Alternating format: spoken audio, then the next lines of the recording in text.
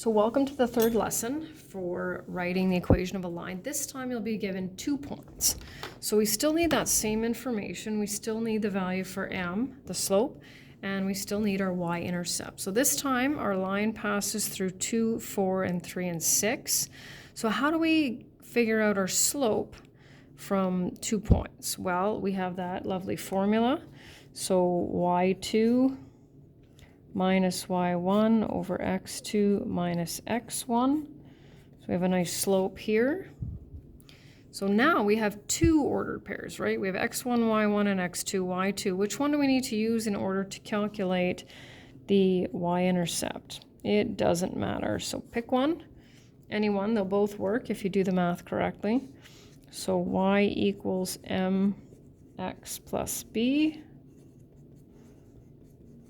And this line passes through the origin. So our equation will just stick over here.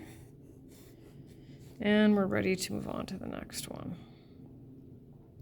Passes through, okay, so here we go again with the y2 minus y1 over x2 minus x1 equals 6 over 7. Oh, back to fractions again.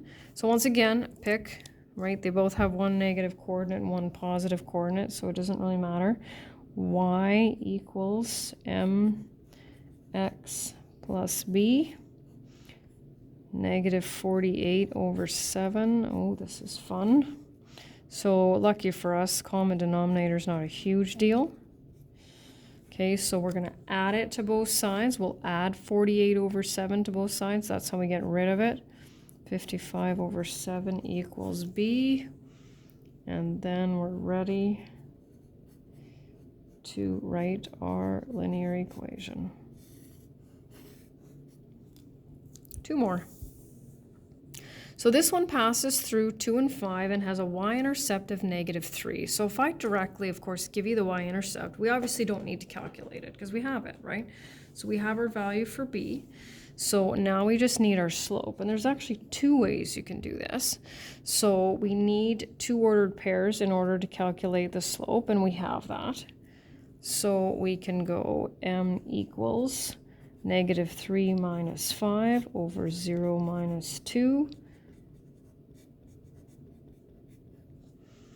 Or, right, I'd said at any time we have 3 of the 4